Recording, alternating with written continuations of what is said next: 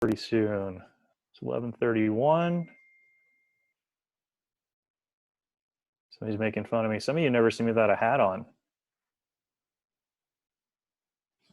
Thanks, John. Yeah, John says I brushed my hair for this. Should I put a hat on so everybody can recognize me?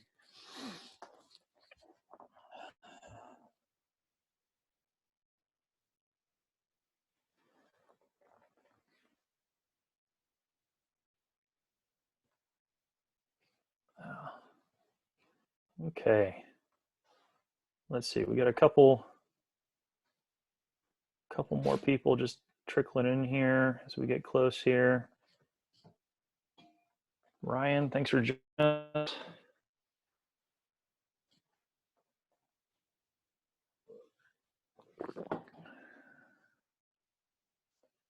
That's pretty good. We're getting pretty close here. So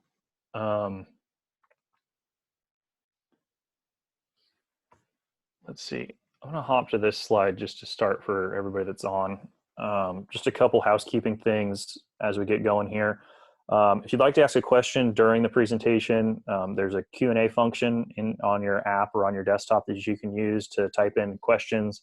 Those will pop up on my screen, and hopefully those will, I'll see those, or we have a couple other people watching to kind of help answer questions. There's also a raise hand button that'll put a little hand up on your screen, so that can also help if you'd like to ask a question verbally. Everybody's microphones, we do have the option to ask questions, so if you do want to ask a question, feel free to interrupt and just turn on your mic, unmute yourself, and ask a question as we're going. I'll pause periodically to see if anybody has questions also. If you have the option, please try and use headphones. They can really help reduce the feedback from everybody, and that can be just very helpful for overall sound quality. And I'm told if you're on a mobile device, you're using the app, that you're able to leave the app and the audio will continue in case you want to continue to go answer emails and text messages and things like that. So you'll still get to hear, but we are going to have slides for the whole thing. I think you can toggle back and forth in between the slides and my pretty picture, but I'd recommend the slides better than my face. They're definitely more informative. So with that, I just want to double check that we've got a bunch of people on here. So we've got over 60 people on this call. So we're really excited for our first Redox webinar to have 60 people tuning in. So thank you very much for doing that.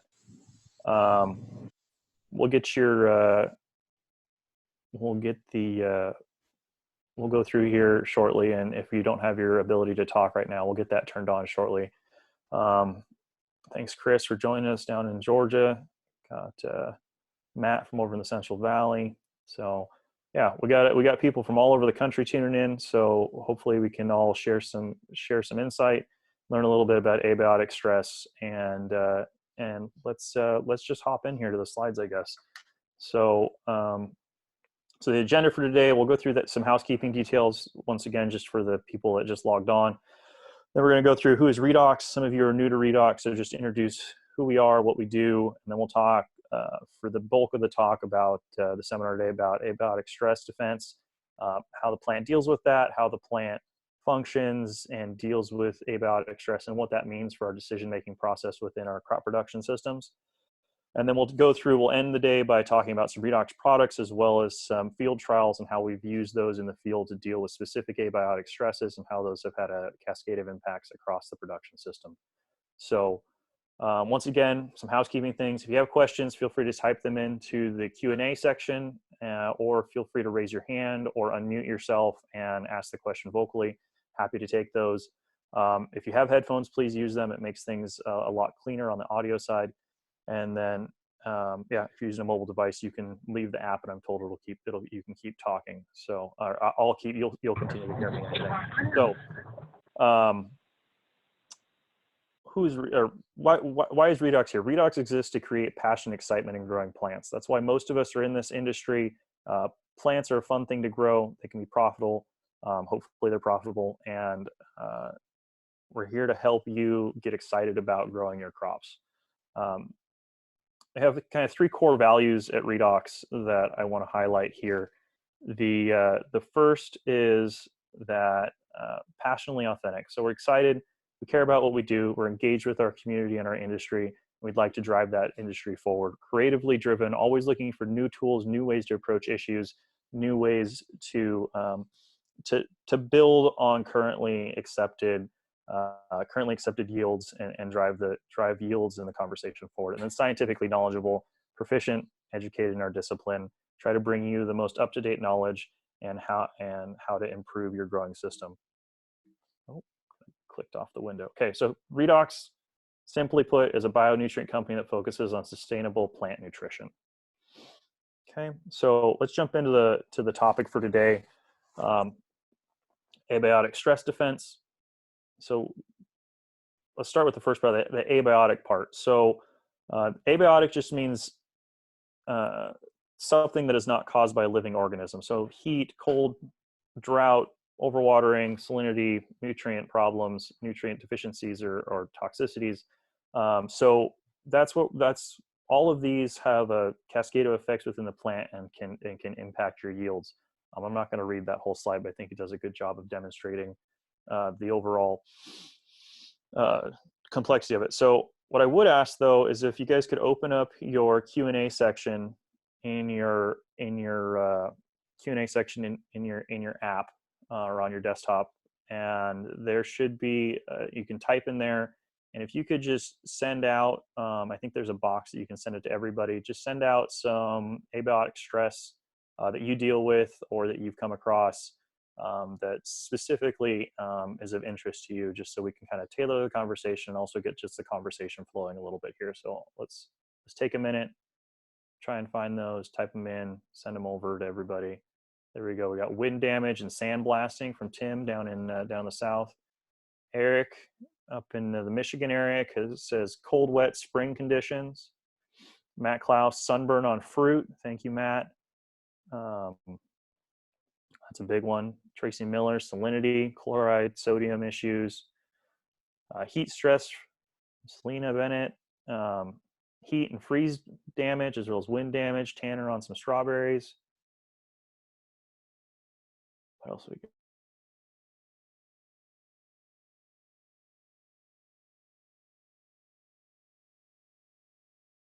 Week 5 at my house, and next week on Wednesday it's supposed to be 80. So that's pretty stressful on plants. Heavy wet soils from John up in Salinas.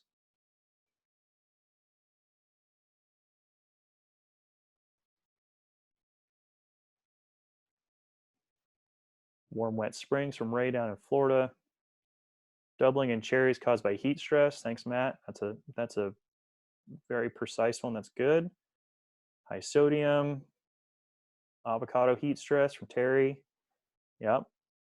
Definitely saw that a couple years ago. We had it 117 here in Fillmore. We grow a lot of avocados in my region. We'll talk a little bit about avocados today. And it was 117. And turns out avocado trees, they don't like that. They like to drop fruit. They like to shut down pretty quick and even get burned back. We had some trees got burned back 3 to 4 feet just in an afternoon with heat stress. Heat stress and sandy soils on wine grapes. Thanks, Darren. Salinity, soil health, phosphorus tie-up in high pH soils from Robert Mason.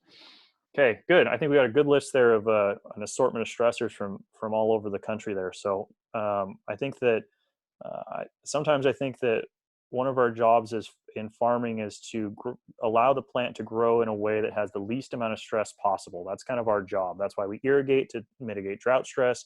That's why we spray pesticides to mitigate biotic stresses from pests. It's why we prune to help with canopy load from overset, too much fruit set. It's why we thin. It's a lot of our practices can be looked at in a way that we do them to help that plant have less stress. So, okay. So physiology of abiotic stress defense. So here's our standard way that maybe we all learned in high school biology class of what a plant does, right? So we start. Can you guys see this with my arrow? Somebody messaged. Does that show up? You see that, Andy? I can see your face, Andy. Can you see my arrow? Cool. Thank you. Okay. So sunlight, and then takes that in, carbon dioxide, water, turns into carbohydrates. We add in some nutrients, that turns into amino acids, a couple more nutrients, that turns into proteins, proteins turn into a plant, and that's kind of the basics of what we learned. So something we don't talk about is there's a whole lot of other things going on within that plant than just this kind of simple pathway that we've distilled plants down to.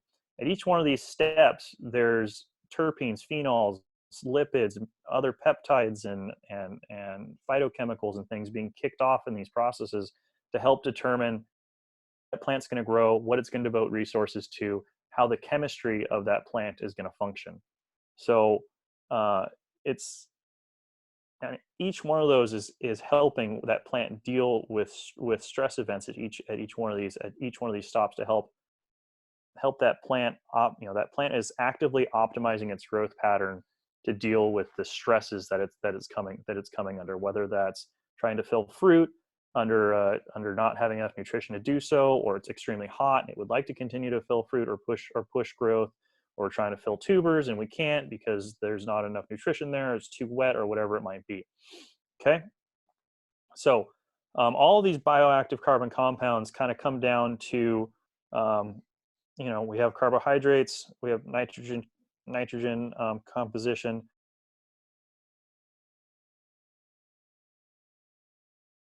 or signaling within the plant how to do things. So here's kind of a nice little cycle demonstration of this process coming around. Carbohydrates, we got lipids, amino acids, all in all building a plant. Now, there's also these terpenes and phenolic compounds, and a lot of these are what's giving that plant the ability to deal with stress. Now, at Redox, we've developed tools and put together programs to help these plants deal with stress better and allow the plants to push these terpenes, these phenolics, these antioxidant production, and build a stronger plant. So how do we summarize that? So abiotic stress is the negative impact of non-living factors on plant growth, yield, and quality. Abiotic stress will reduce photosynthetic activity, plant respiration, cell wall strength, and root growth and metabolism. Abiotic stress will lead to reduced antioxidant production in plants. The reduction in antioxidant production can lead to increased susceptibility to bacterial, fungal, insect, soil pathogen, and nematode damage. So I have a little video here. Let's see if we can make this work. I hit this. Abiotic stress and its influence on plant growth, yield, and quality. Abiotic stress can be caused by a range of environmental factors. Under conditions of prolonged stress, plants will accumulate oxidative compounds that can be damaging to individual plant cells. These oxidative compounds can damage amino acids, proteins, and the structure of cell walls, causing a cascade of irreversibly reduce overall plant growth, yield, and quality. The goal of a comprehensive agronomic fertility program is to address and reduce abiotic stress throughout the plant's life. Redox uses scientific analytical methods to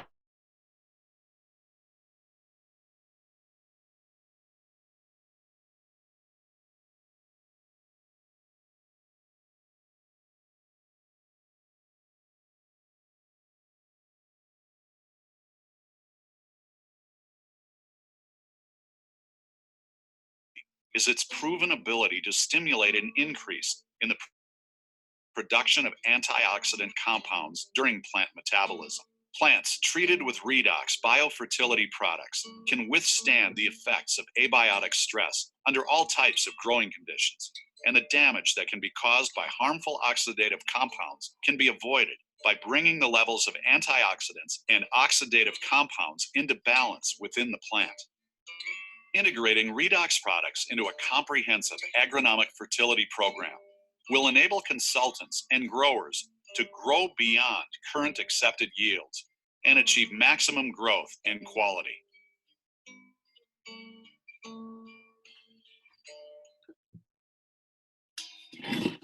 Okay, let me get my headphone plugged back in here. Okay, so, oops, no, we don't want to watch it again. Okay, so abiotic stress defense. So let's talk. So you saw that in the video. We have our leaf membrane there, build up. If the plant doesn't have the proper nutrition or phenolic compounds being produced or what have you, the oxidative compounds can build up and we can end up with cell death and eventually just permanent damage to the leaf tissue or other organs within the plant. So what can we do to, I guess, fix that? I think this is maybe a little overstated, but the idea being that we can apply inputs in some manner to help that plant deal with the stress better and prevent that plant from shutting down or having damage from the stress. Okay, so let's dive in a little bit more specifically on different abiotic stressors and what the plant can do to deal with them. So let's start with weather. So we have heat and cold stress was mentioned a lot in our little poll there we did. Extreme temperatures can be very stressful to the plant trying to continue to photosynthesize and so on and maintain tissue health, especially when we get down into those extremely cold temperatures, or also maintain water movement within the plant when we get extremely hot. The lack of sunlight, especially a notable stress this time of year, where we can have a lot of overcast days where it'll get warm and then the clouds will come back and the plant's trying to grow, but it can't get enough sunlight energy to push through. Soil moisture and root metabolism can be extremely challenging this time of year, as Eric pointed out, where we can have these cold, wet soils from excessive rain or late season rains, and they can cause a host of problems with our roots as they try to grow. Can also go the opposite direction, come in the summer or even this time of year in some regions where maybe it doesn't rain and we're expecting to have rain. So we can have it too dry and the plants we don't have germination, doesn't go as we'd like, or we don't have the growth that we'd like because of poor water availability. Humidity can be a huge stressor, especially we have a couple people on here from the south where and the east, where high humidity conditions can cause a host of issues with pathogen pressure and things like that. The plant has a hard time moving water through its system because the humidity outside is really not that different from the humidity inside that leaf. So trying to get solute and water movement within that plant can be very challenging. So what does each kind of get back to? So bacterial pathogens really like it when we have low photosynthetic activity and low antioxidant production. We have fungal pathogens like that low respiration, those cold warm cycles. We have low respiration and lack of antioxidant production. Insects like to have weak cell wall structure so they can easily access the plant, and also antioxidant production. The plants have native abilities to help deal with insect pressure. And then nematodes like weak roots. So dealing with poor root development and antioxidant production can be very beneficial for nematodes as well. So moving on to the next category, we have plant and soil nutrition. This is somewhere where we try to control the availability of these nutrients as much as we can, but sometimes we can be a little too much or a little too little, and that can cause issues. So poor nitrogen metabolism, this usually shows up when we overapply nitrogen and have a deficit in something else, and we get a bunch of high nitrogen growth and high nitrogen induced growth, and it can be very weak and very susceptible to an assortment of other stressors. Potassium plays a very important role in water movement and solute potentials within the plant. So having potassium deficiencies can really lower the plant's metabolism, reduce its ability to deal with to move water, as well as deal with heat stress and nutrient availability and movement within the plant. Calcium and silicon play a critical role in developing strong cell walls. When we don't have those in the system, we just have a weak plant that doesn't physically deal with stress well. So poor calcium and silicon nutrition can have a cascade of effects across just having a more susceptible plant to stress.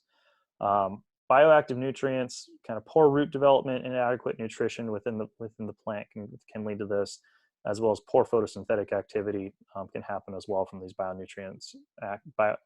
nutrients. These are your soluble carbon compounds, your amino acids, things like that. So relating back to kind of these biotic stressors, a lot of the time we'll see these biotic stressors showing up when we have these issues with abiotic stress. So many times an abiotic stress, let me say that another way, many times an abiotic stress will precede abiotic stress showing up, and the biotic stress is more so a symptom of not addressing biotic stress. And that's not true in all cases. In some cases, the biotic stress is there, and it's there despite our best efforts. But in a lot of cases, we have, for example, with well, we'll get into that here in a little bit, I guess. I don't want to jump ahead to myself. So bacterial low photosynthetic activity, kind of reviewed this before. Inadequate plant nutrition reduces photosynthetic activity, poor antioxidant production that can lead to bacterial pathogens. Same thing for fungal pathogens. They especially like that nice soft growth from excessive nitrogen applications. You can see here, actually, this picture is of some probably, I don't know, a week old spinach plant here. And fungal pathogens love to eat spinach just like we do. And we can like to also put a lot of nitrogen on spinach, and heavy nitrogen application is a recipe for fungal issues. The insects, they like weak cell walls and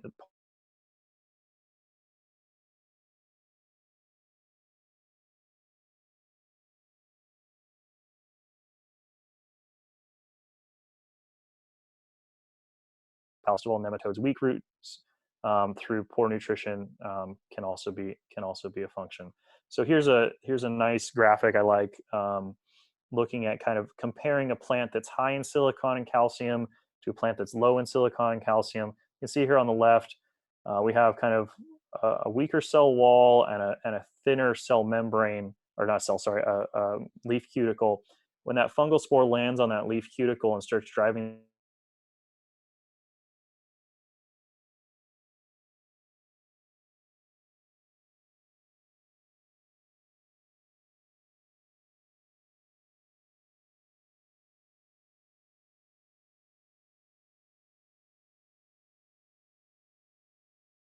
and all in all just have just their populations can't grow as quickly.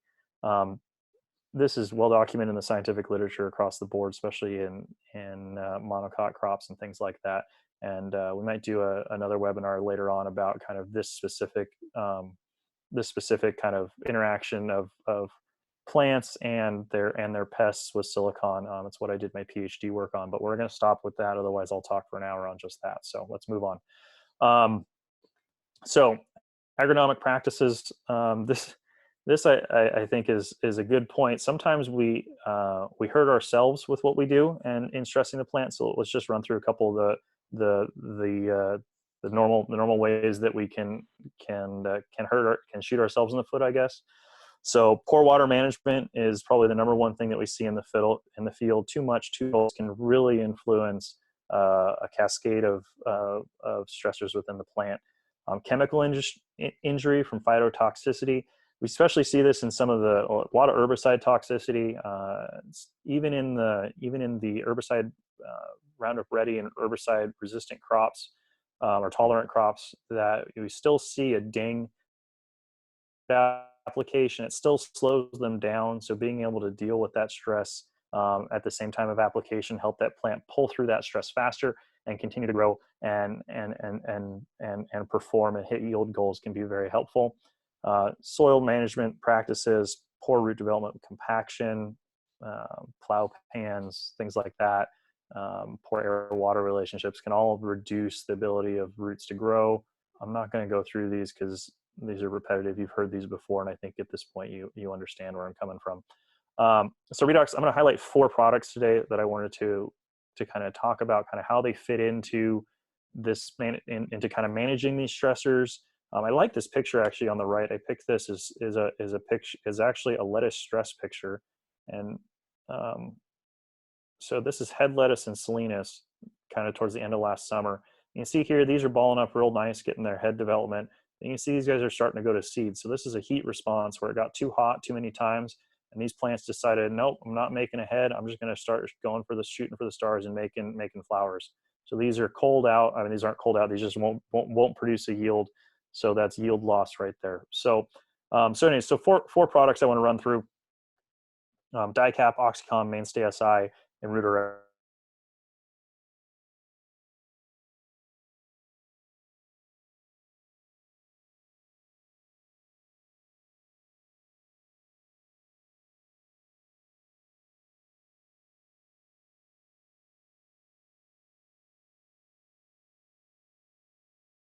notably improving stomatal conductance and helping the plant deal with heat stress and just have better respiration. It's also a phenomenal potassium and phosphorus product, foliar or soil applied. So foliar or soil applied helps increase antioxidant production. So we're talking here is getting more antioxidants so that plant can deal with stress better, as well as we find it being very helpful in extreme heat events, mostly due to its ability to deliver a lot of potassium into the plant and have better regulation of stomatal conductance and overall help that plant deal with solute movement and things like that. Oxycom calcium accelerates photosynthetic activity. So we really, it has a nice nutrient package with a big shot of potassium as well as and calcium with a little bit of phosphorus and sulfur thrown in as well.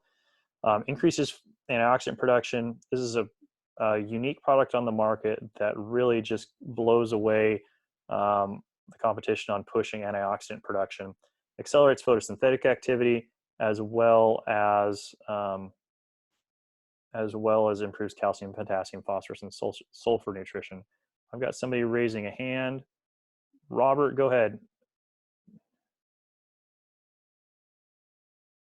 Robert, did you have a question for us? You gonna unmute yourself? There we go. Yes, I put it in the chat. Okay. So down here in Yuma in the desert, we've got a lot of potassium already in the soil and the water. Most of the fertilizers that we apply, I'd say probably all of them, don't have potassium in them. Mm-hmm. We do like 1152-0.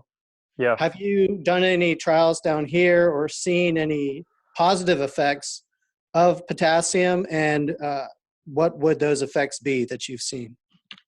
Okay. Yeah. So we haven't done any. I haven't done any specific trials in the Yuma area with DiCap. We've done a lot with phosphorus. So actually, just got back a nice trial comparing Rutex, which is one of our high phosphorus products, to 1152-0, and saw we were able to apply about 4 pounds of Rutex and replace 350 pounds of phosphorus of 1152 with some added nitrogen. So we've done a lot of work there on phosphorus because I know you guys are very low on phosphorus in a lot of your soils. On the potassium side, let me see if I ask John. Do you have anything you'd like to add there, John, on that? We've done any work down there. Looks like John get unmuted here.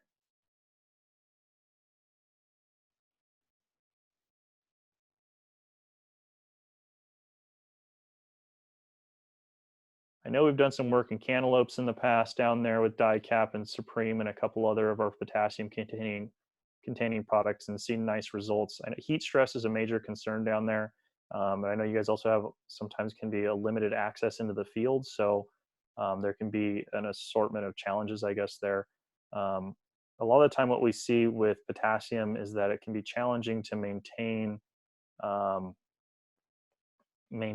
availability in the soil for the long term. And I think that there's a lot more going on in, I'll go back up here to DiCap. There's a lot more going on in DiCap than just high potassium. There's other compounds that are built into this product that are helping stimulate the phenolic compound production and helping to drive that plant's ability to deal with stress better. John, were you able to get your mic working, or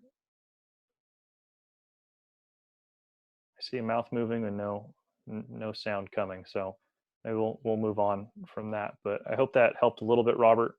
I also had another question here from Jose. How does DiCap differ from MKP? So MKP has a little bit different of analysis. It comes out pretty close to this. However, MKP is a straight salt fertilizer, so there's no complexing or chelating involved in MKP. One of the major issues we see in MKP application, we deal a lot with that in strawberries here on the coast. And when we do a large application of MKP, we do it mostly so we can get a nice amount of potassium, but also some phosphorus into the crop. But a lot of that phosphorus immediately ties up with the calcium in the soil, and that we'll get a nice bump from the potassium. So we'll get a nice fruit size increase, but we also have a quality decrease because of that calcium tie up. So a lot of times what we'll see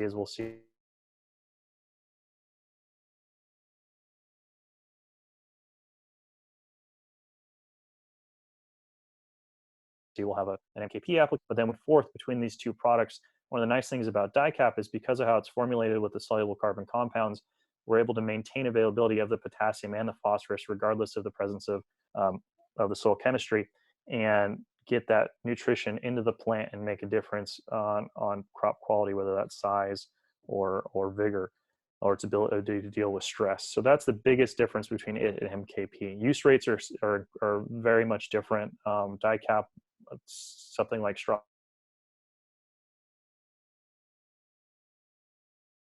we might apply 2 to 4 couple weeks, and that would be sufficient to provide potassium on a heavy soil. On a light soil, we do a lighter rate more often, just to maintain availability there. So yeah, so that's DICAP. Okay. I've got another thing here telling me, okay, I've got two different chat windows here. So sorry, I didn't realize I have a Q&A section and a chat section. I didn't realize there was 2 of them. So Robert, thank you. I see that.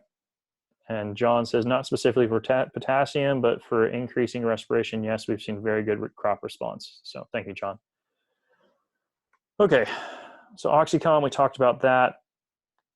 Really, the goal with OxyCom is pushing this phenolic compound production and helping the plant to push growth and deal with a stressful event better, and help with photosynthesis, accelerate photosynthesis. So the next product, Mainstay Si, excuse me.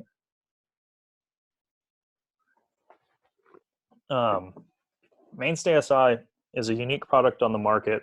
It fortifies cell wall strength through its 10% calcium, but also is 22% silicon dioxide, increases antioxidant production, improves calcium and silicon nutrition. This is achieved through our proprietary microencapsulation technology, which stabilizes the calcium and the silicon so that they're non-reactive in the soil, but still plant available, which is a very challenging thing to do.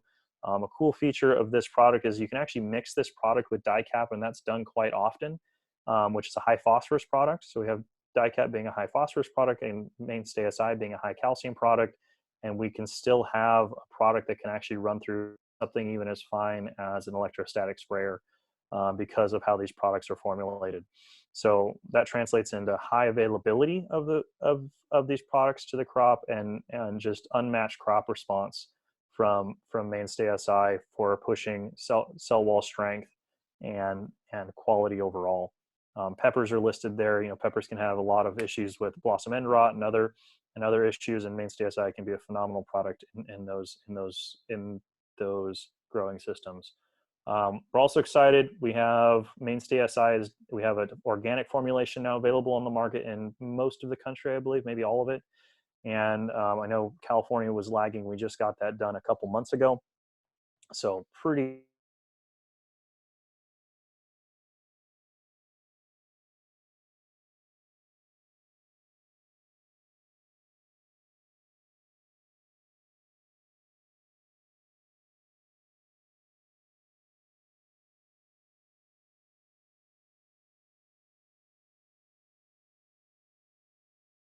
wall. We have poor cell turgor, chemical imbalances. We can have water loss and nutrient loss through evaporation through the thin cuticle. With calcium does a great job of fortifying this system, but when we add in silicon, we see a nice increase in kind of cuticular structures on the plant, as well as waxes and things like that. And then we also see nice cell wall strength and just overall a much stronger plant. Okay, I see another one. Let's see. Eric says, yeah, we have great energy post-harvest in blueberries in Michigan with OxyCom and organic squash. We are close to conventional yields. So just a very impressive way to drive crop vigor. And the last product here that I want to highlight today, and then we'll jump into some field examples of rates and things like that where things have been used. I gotta move that over. We can see that things, sorry, I had another person sent a question to me, but I can't find it right now, so sorry. So Redox. So Redox is, oh, not on the right window. Too many windows open. Okay, stimulates root growth and metabolism. So Increases antioxidant production. This is a botanical extract-based product. It's got 5% potassium, but that's really it's not a great way to buy potassium, but it is a great way to help your plant deal with stress. It really does a phenomenal job on optimizing root quality and quantity.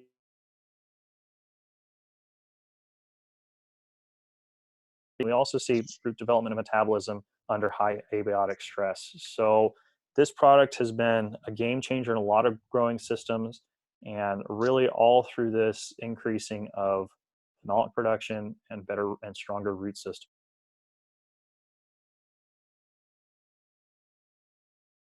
So I want to jump into some redox results on Redox and kind of how it's been used in the field and where we've seen it fit.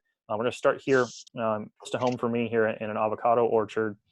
So this was a trial done by Holden Research looking at Redox in-season applications for in an orchard that had demonstrated a decline in its ability to continue to grow.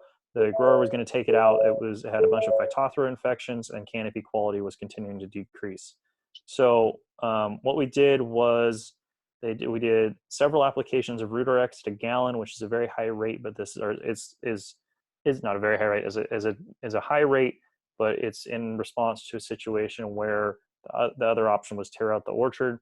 And then this was compared to a grower standard program. So over the course of the year, throughout the plant rankings, the untreated control continued to decline in quality.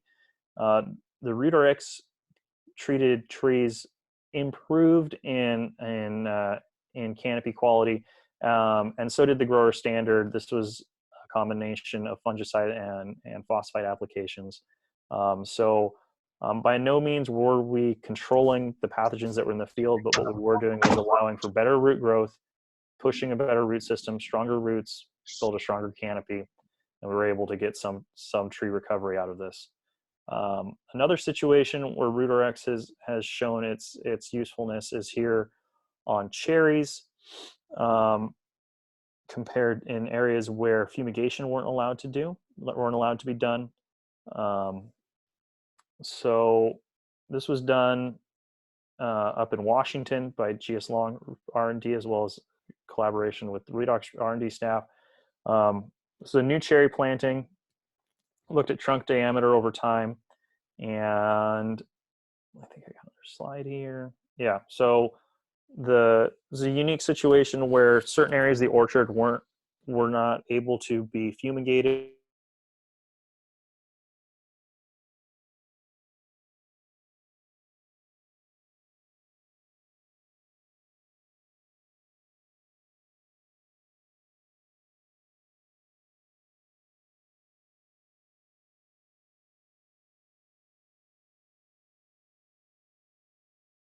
One is no fumigation or any tactic, and you can see that we did have a slowdown in diameter growth over time.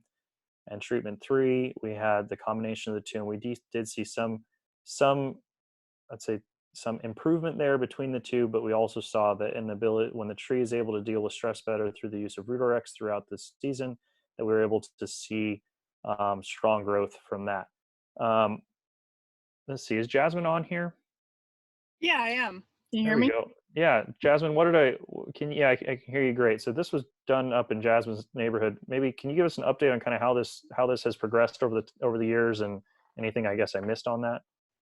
Yeah, no, I mean, the first year we definitely saw the biggest spread, but what's kind of interesting in the third year is we saw the untreated, unfumigated plus Redox trees actually start to have the most growth. So, there's a lot of theories about maybe some of those bad fungi in the soil were coming back strong in the fumigated soil, but there was a better balance in the non-fumigated with the Redox, and we saw better growth. So kind of an interesting little tidbit. Great, thank you. Okay, so I mean, those first two were kind of examples of Redox kind of helping out in a pretty heavy stress situation where we know there's going to be some type of stress coming up, and we're just trying to do everything we can to help that crop deal with that stress. So I wanted to highlight this this trial that we did with Dr. Dara on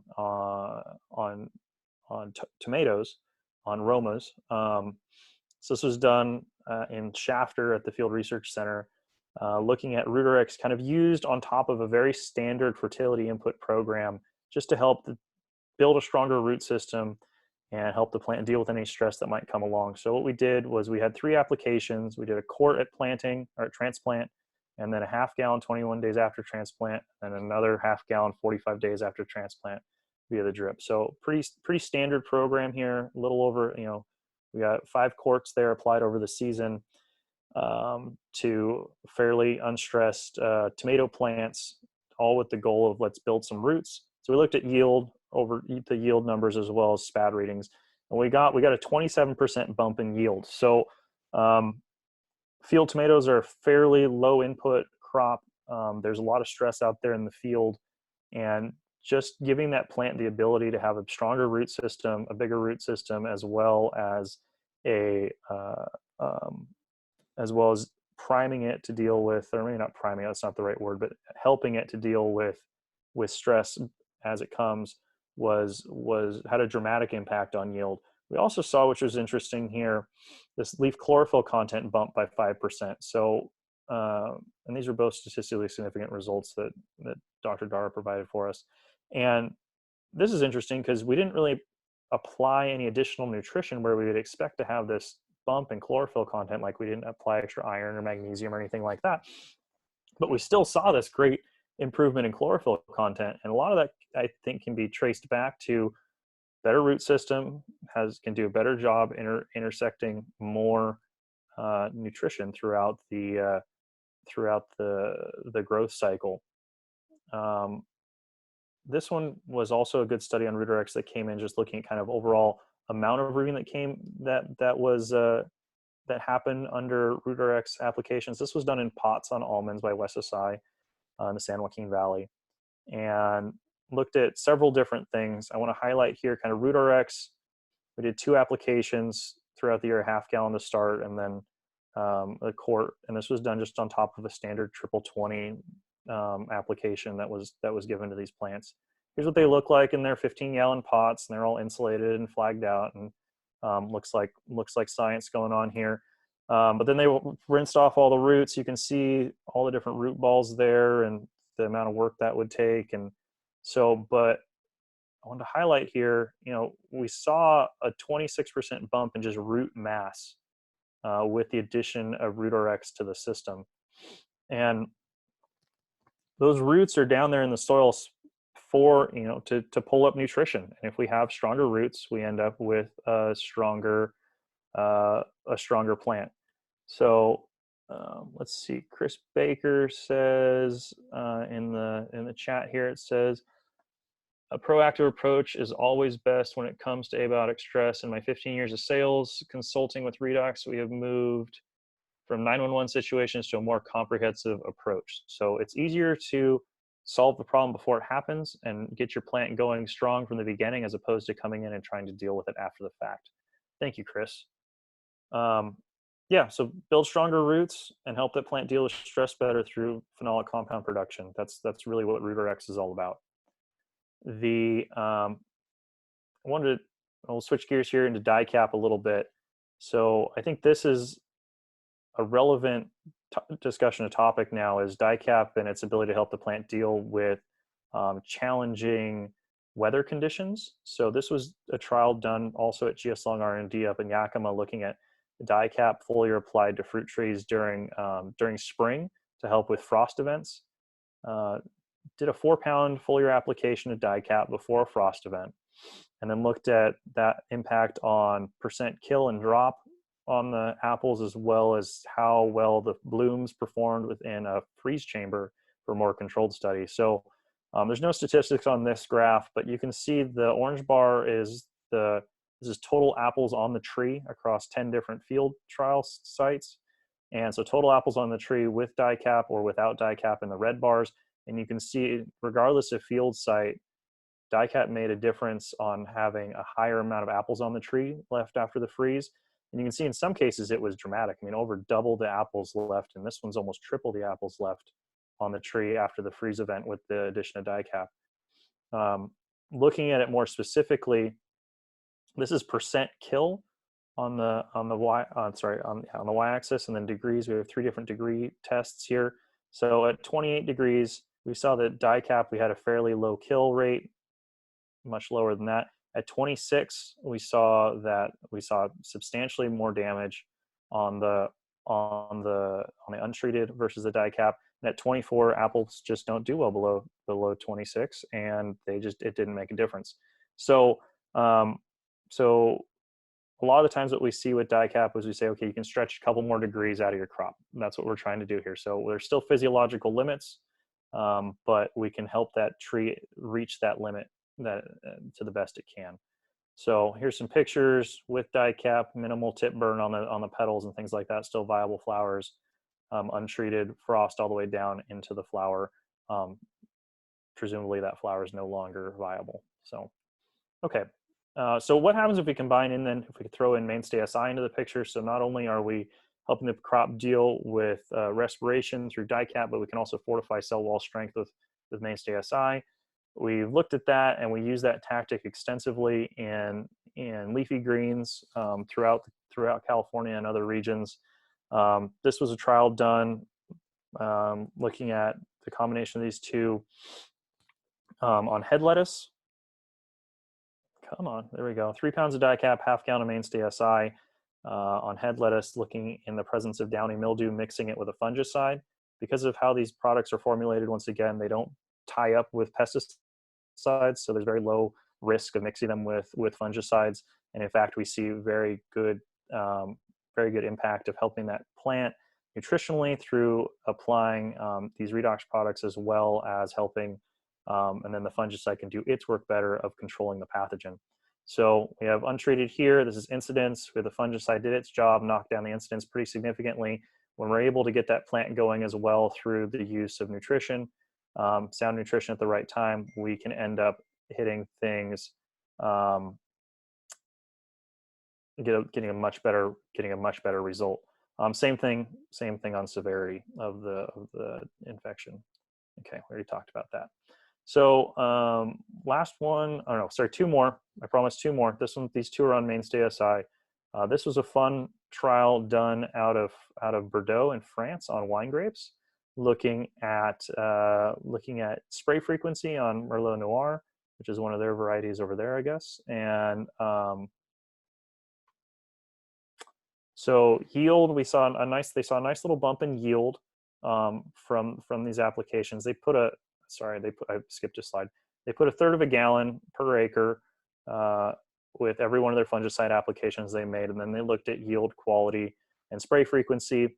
We saw a nice bump in yield. Juice quality, juice pounds produced was slightly increased, obviously, because we saw more grapes. But then also we saw comparable quality across acidity and other metrics important for wine production. Sometimes there can be concern when we push up volume that we're going to decrease quality. That was not observed here, even though we had a pretty sizable increase in juice production. What was really interesting, though, was that they have this index of treatment frequency that they can calculate, and is used for calculating allowed pesticide applications. And they saw with the addition of Mainstay Si into their programs that they were able to decrease that number by 26%, which allowed them more flexibility within their program to where they needed to apply pesticides, how much, and when. So they were very happy with that. So last trial I want to talk about, Mainstay Si reduces fruit drop.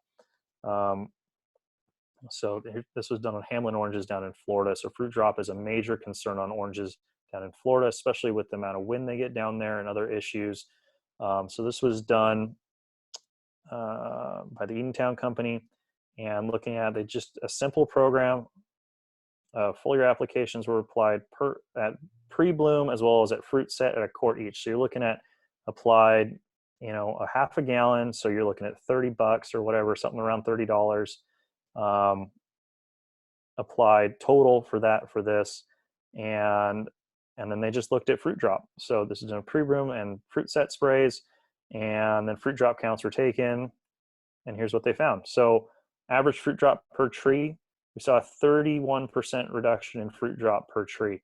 And the application cost just a hair under $30. So that, that's a pretty notable change in the amount of fruit drop. We also see similar results here. We haven't run controlled trials. We see similar results here on avocados, where fruit drop can be a huge concern with the wind we have, as well as avocados just like to drop fruit from stress.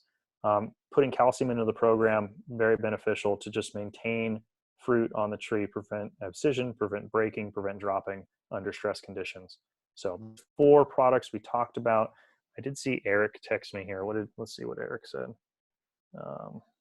So he says, we've also observed frost industry in apples and even less when post-harvest nutrition is placed in the previous year. So that's interesting. So and we've seen that in grapes as well up in Washington, where if we apply dicap and oxycom post-harvest, that we see things come out of winter much, much better, because it goes in with it goes into winter and dormancy a lot stronger, and then it emerges a lot stronger as well with those post-harvest applications. Thanks, Eric, for chiming that in. So there's the 4 Redox products I wanted to highlight. So I lied. I guess there's one more here I forgot about. But what happens if we use kind of all these as well as other tactics in a production system, and how does that kind of, what does that mean overall, right? So we've done that in strawberry production. We did this 2 years ago now, I guess. And this was done here in Oxnard. We looked at using multiple redox tactics to not only reduce the units of fertilizer applied through our high efficiency inputs, but also increase the ability of the plant's ability to deal with stress through the use of dicap and oxycom and Redox and Mainstay Si throughout the production cycle. And we looked at a whole host of different evaluation parameters. We can talk about this more in maybe another webinar, about how we're able to achieve decreased unit applications, but achieve similar yield numbers, or in many cases better. So in this case, we had 73 to 80% less units of specific nutrients applied. Comparative yield between the 2 blocks was the same. Sorry, clicked on the wrong button there. Marketable yield was also around the same, but this is what got really exciting, was we saw a huge difference in marketable value of the crop, because we were able to hit strawberries here are picked every 2 to 4 days. From kind of, well, it could be from anywhere in November, December, all the way up through April in some cases. So this can be very stressful on the plant throughout much of winter with rains and things like that. So we're able to hit higher market values with our better quality, and that was able to drive up our overall yield and net out of that acreage very, very quickly with the addition of these tools. What was also interesting is that towards the end of the season, we cut off the resources of strawberries, and the crop quality starts to decline pretty quickly. Pathogens start coming in as they get water stress and things like that, and have high fruit loads and things like that. And we saw a marked decrease, I guess, or less die out. Their plants not die out as quickly in the redox treated areas as they did in the control areas. So that was a nice thing that we were able to see, where we built this stronger root system, we maintained bed quality throughout the season, and that allowed us to have a stronger plant that stood up longer in season. They were able to presumably pick more juice berries off of those and make a couple extra dollars off that going into the season. We've seen this in other areas as well, where we have like sugar beets and potatoes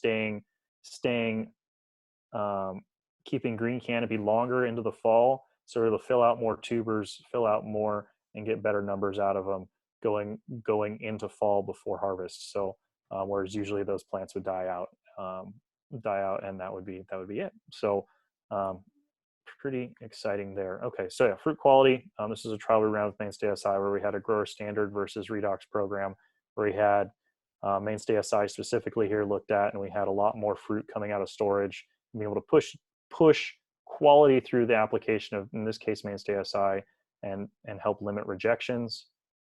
And okay, so there's a pretty strawberry picture just to kind of finish off that, because they are a beautiful little fruit.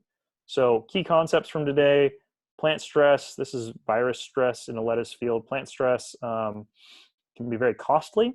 There's a lot of tools to help plants deal with stress that we're able to apply and try and help build the strongest crop we can to be the most resilient crop it can be.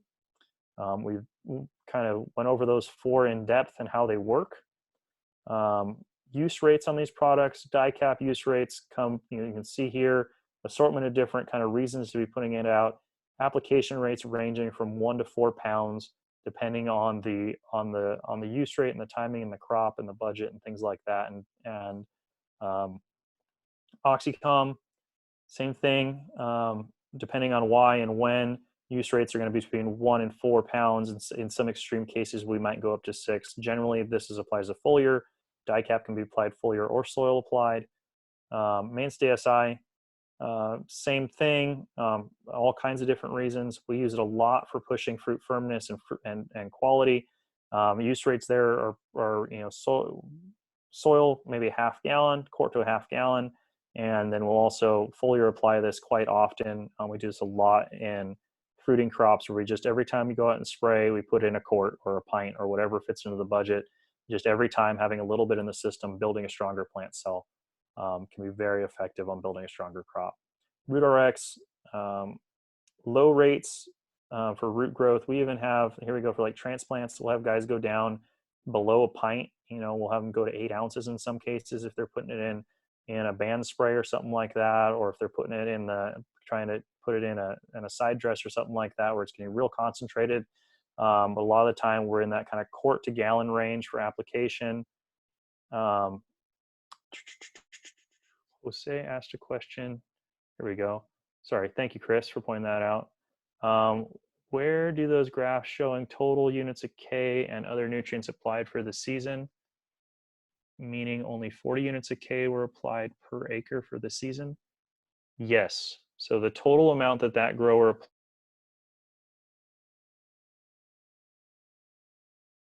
applied for that graph, here we'll go back to that. It doesn't ding on my end. So in-season potassium applied was about 155 units of K applied for this strawberries, and we applied a little under 40, so about 32, I believe, is how many units of potassium we applied, and we were still able to maintain size and yield with that number. And maybe next time we can talk about phosphorus and potassium if we do another one of these soon, and kind of how this is achieved. Let's see. So that was Jose's question. So yes, replied that yes. And is SI mobile? And so Tim asked me, is SI mobile in the plant? So silicon is not particularly mobile within the plant. That's why we recommend application of it during key growth and set periods where calcium deposition and silicon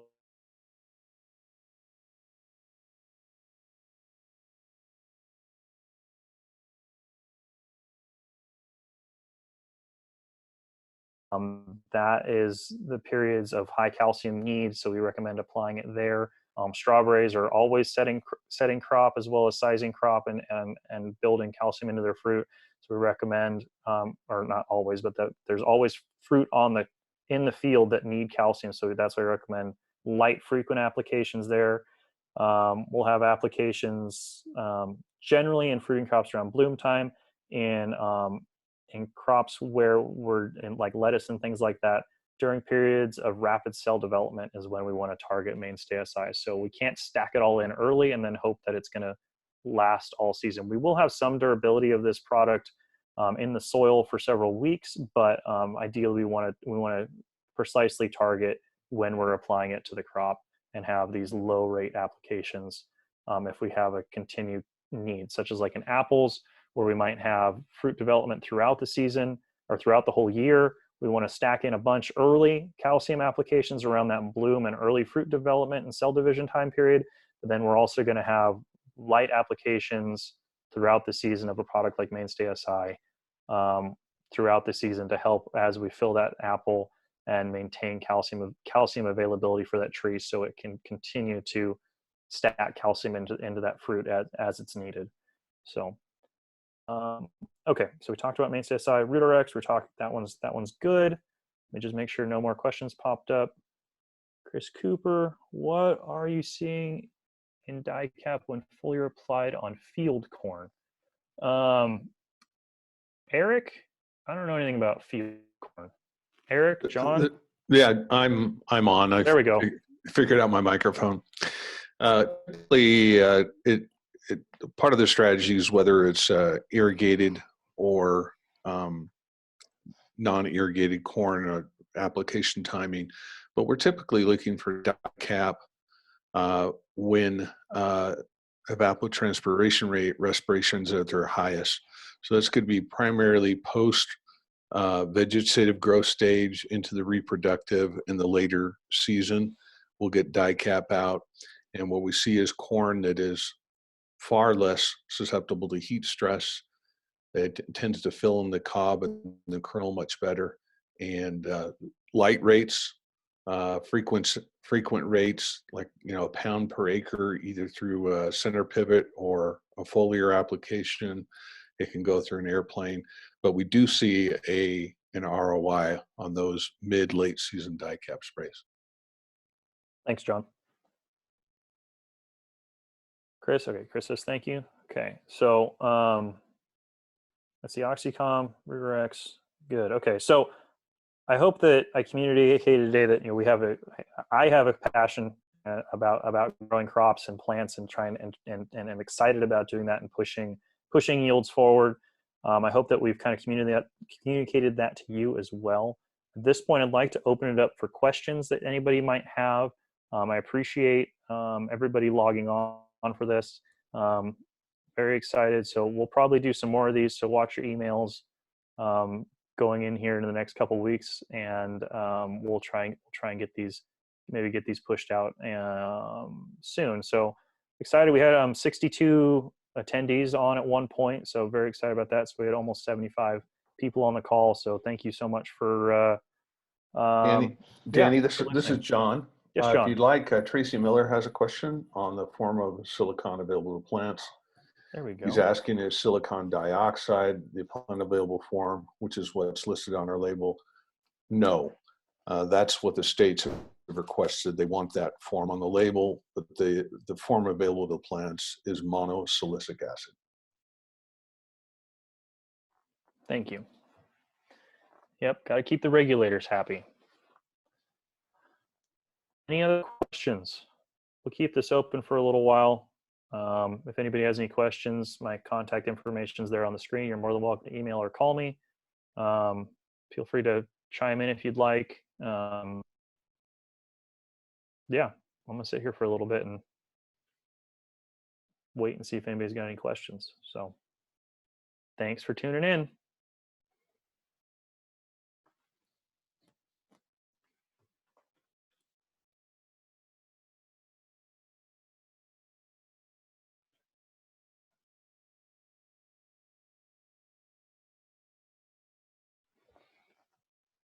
So I got a question here, the subcellular location of Si after application of Mainstay Si.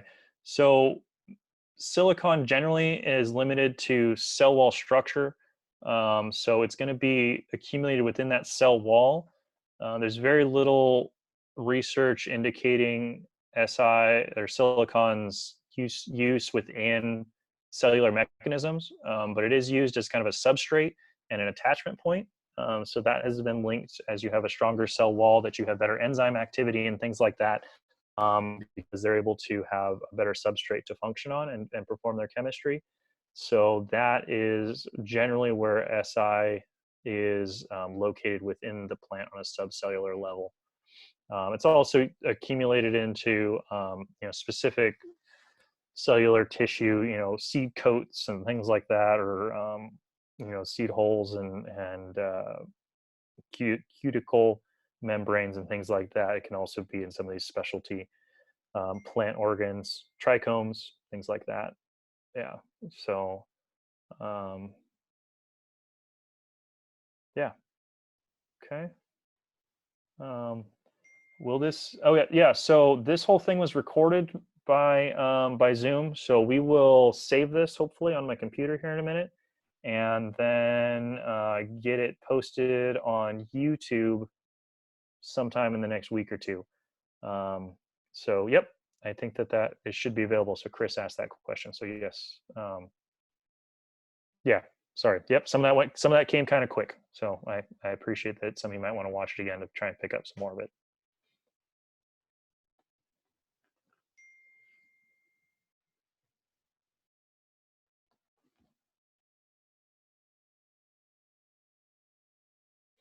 Any more questions? I like these silicon questions.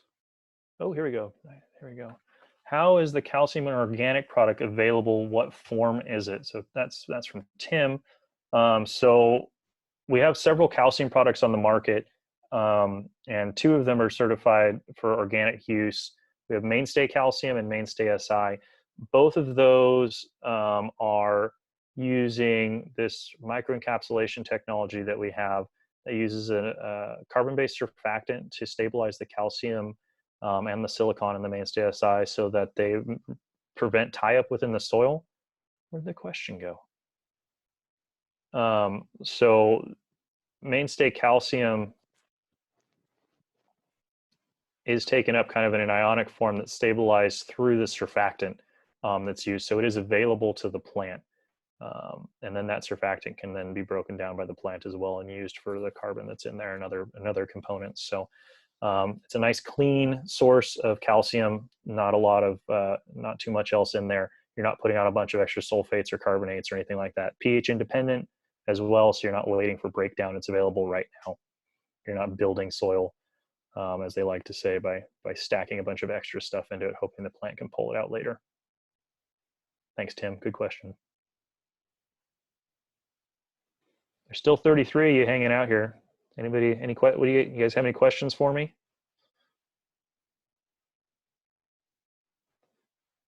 Actually, there's 42 people hanging out here. Nope, that scared one of you away. Okay. Any other questions? See, the problem here is when I get a new question, it doesn't.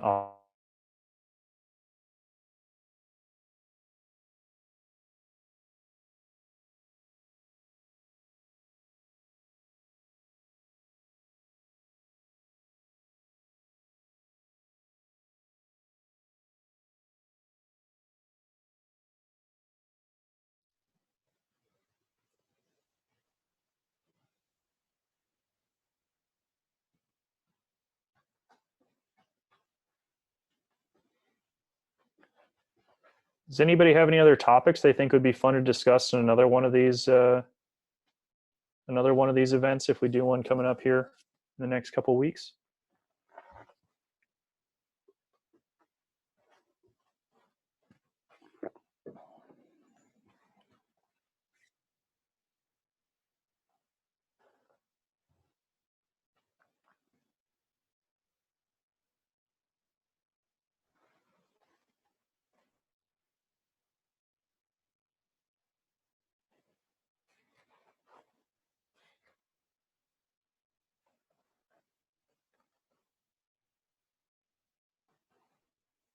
All right, I'm going to wait one more minute, then I'm going to close this session and kick everybody off.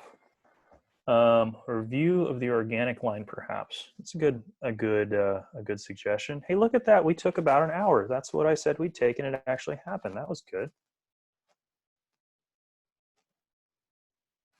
Talking about soluble carbon and H85. Yep, that would be interesting. Nitrogen metabolism discussion. Thanks, Mark.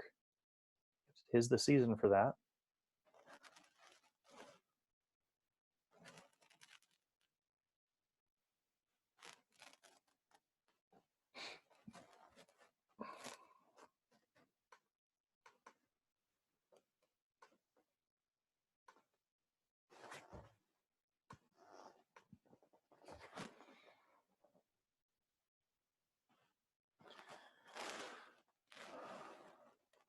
All right, I see a suggestion here for phosphorus for root development early season. Okay, it came over private. All right, well, everybody have a great day. For those of you that hang on until the bitter end, I guess I can't close this. Sam can close it. Sam, can you kick us all off, please?